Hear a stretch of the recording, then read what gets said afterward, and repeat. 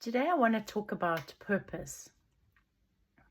It's something all of us feel in our hearts that we want. We want to strive for our fullest potential.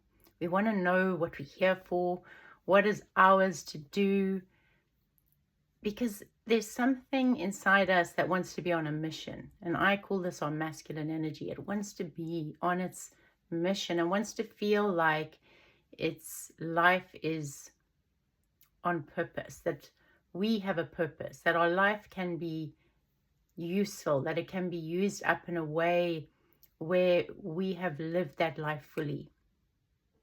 And many of us feel that driving urge to want to live life absolutely true to our essence, as fully as we can, to tap into our potential and to live that. But most of us go through life wondering what our purpose is. What is that potential? And for me, it's a process of really tuning in. Some years ago, many years ago, actually, I chose to turn inward. I chose to go on the inner journey to find out what is my core essence inside of me, because I knew that if I found that, that would be how I serve life. And only by finding that could I reach that potential, and that it wasn't going to be reached through external means of studying and trying to change the world in that way.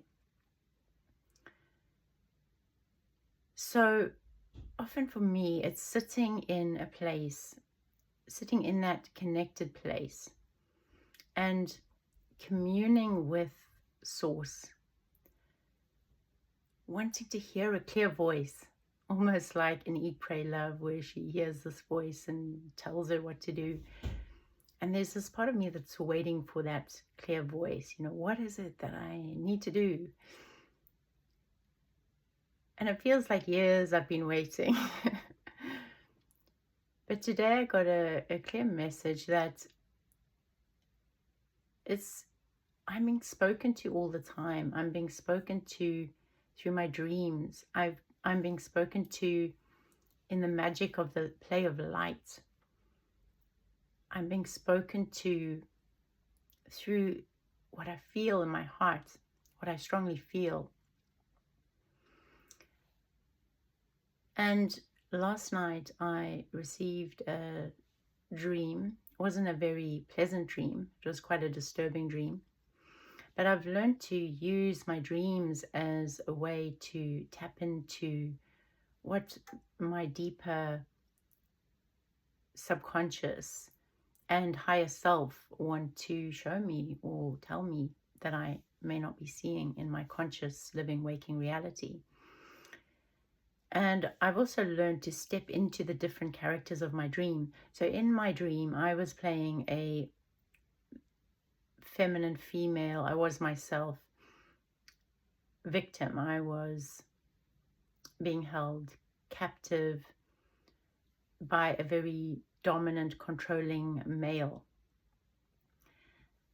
So I stepped into the shoes of this male, and what I felt was the masculine energy, the huge frustration in the masculine energy of wanting to be on purpose, wanting to be on that mission that is aligned to their source energy, that is aligned to their essence. And only by connecting to that mission, that 100% yes, this is it, can they be satisfied.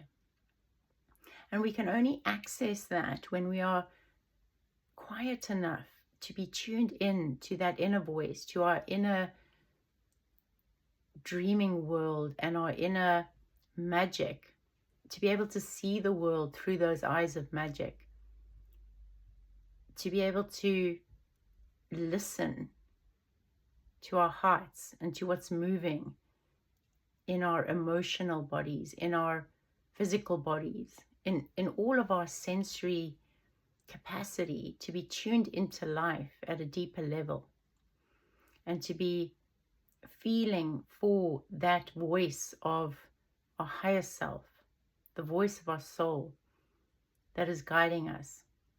And only through listening deeply and following through, and we may not get the whole picture. We may only get, this is the step to take today. For me, this is my step to take today, to share this with you. So can I show up to that step? However clunky or difficult it is for me to convert what I've experienced into words, I'm still showing up to that attempt. And the more that I show up, the more that I say yes to that daily step that I've been given, the more that I feel I'm practicing linking my own consciousness to this wider consciousness, to this greater source energy that ultimately is the flow of life force through me. It's the greater will that leads me into being and fully realizing my purpose. So the masculine energy that I perceive in the world is not still. It's not listening to its deep core, to its daily mission. It's chasing its mission in money making, in all of the things of the world that it thinks it should be doing from the head. And yet, as much energy as gets poured into these things, the masculine feels this extreme frustration that it's not it. You know, it can get to the end of its project, end of its mission, and something is still not satisfied.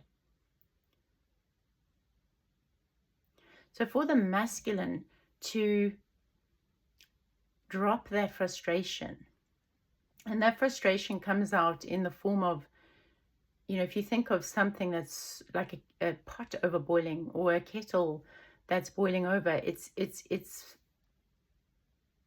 a release, and it comes through often in forms of domination of the feminine, domination of life, rage. Can be quite eruptive energy. And for me, that's how I see the masculine energy being expressed in the world today, in this very frustrated, dominating, angry way. And underlying that is because the masculine is not connected to its true mission. And that can only come from a daily tuning in to this greater energy that we are, to source. It's becoming still. It's going within. It's listening. It's contemplating our dreams. It's being with nature. It's being with life in the moment. And all the information that's coming to us in the myriad of forms that it comes. And listening and attuning to that information, to our daily mission. And then when you receive that wisdom that comes through that process, then it's to take that and to act upon it, which is beautiful divine masculine energy. It is to act and to take that energy out into the world. And the feminine in my dream, she was a victim. She was being dominated, but she was longing for love. There was a drought in the feminine for love. And even though the masculine was distorted, there was still a part of her that craved that love, that holding. And so for the feminine, it comes out as longing for love in all the wrong places, where the only true source of love is this greater consciousness, is all of life. That's what the feminine needs to surrender to. The feminine needs to surrender as love, to open up, to receive all of that love from life and let it pour in as that open chalice, that open cup. And instead we look for that in relationships. We look for that in things of the world that cannot satisfy that level of love. We can get a feeling of that love from our relationships, but it cannot satisfy, it cannot fully satisfy and fill up the cup, which requires us to be love, to give ourselves fully to love, to surrender to love. That can only come when we surrender to the source of love. And this is this deeply felt longing of the feminine. So both the masculine and the feminine need to learn to resource themselves, to source themselves from source alone, from that greater consciousness that wants to pour into us and inform us with light, with information, with love. And we open to that, and from that, everything is given. It's like that passage in the Bible, seek ye first the kingdom of God and his righteousness, and all of these things will be added unto you. So everything we're trying to get from the world, it's never going to fill us to the extent that we want. We might get a glimpse of things, we might get a taste of it, but it's going to leave us frustrated. And until we actually learn to resource ourselves, to go back to source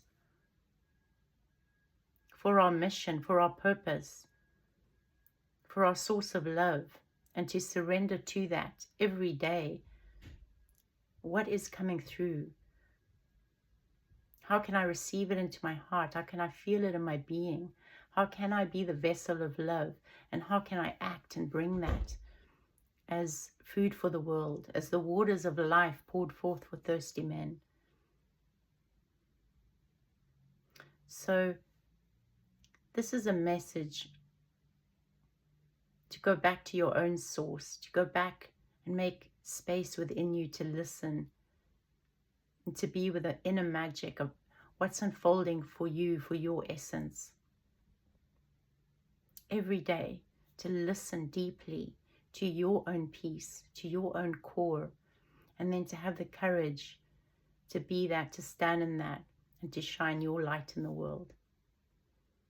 Thank you so much for listening. So much love.